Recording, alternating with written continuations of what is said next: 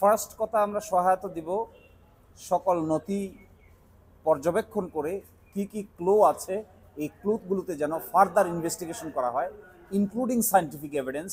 সেই জন্য আমরা আমাদের সহযোগিতা দিব। সেকেন্ড হলো, নিম্ন আদালতের প্রতিটা ডেটে আমরা হাজির থাকব, সেখানে তদন্ত রিপোর্টের প্রগ্রেস আমরা আদালতের কাছে যেন জমা দেওয়া হয়, এই জন্য রাষ্ট্রপক্ষের সঙ্গে একসাথে কাজ করব। থার্ড হলো, তাতে যদি আমরা সন্তুষ্ট না হই তাহলে আদালতের এই কর্মকাণ্ডের বিরুদ্ধে কিংবা তদন্তকারী কর্মকর্তাদের এই ধরনের আচরণের বিরুদ্ধে আমরা উচ্চ আদালতের শরণাপন্ন হব। তারপরে হয়তো একটি যৌক্তিক সমাধান বের হবে, এই প্রত্যাশায় কাজ চালানো হবে।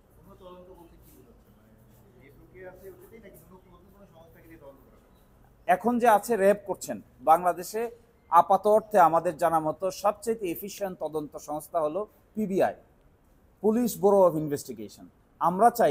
আমরা পরামর্শ করেছি, প্রাথমিক আলোচনা করেছি, আমরা চাইব এই তদন্তটি সবচেয়ে দক্ষ টিম পিবিআই কর্তৃক তদন্ত হোক এবং স্বল্প সময়ের মধ্যে সবকিছু আদালতের সামনে উন্মোচিত হোক।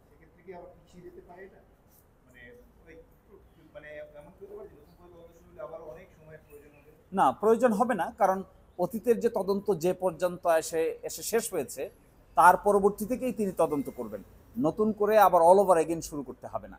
এই জন্য আমার মনে হয় বিষয়টি রহস্যজনক, কিন্তু সম্মিলিত প্রচেষ্টায় বের করা সম্ভব এবং আমার কাছে মনে হয় উই আর কনফিডেন্ট আমরা হয়তো একটা লজিক্যাল কনক্লুশনে পৌঁছা সম্ভব হবে। বাকিটা তদন্তকারী কর্মকর্তার সঙ্গে।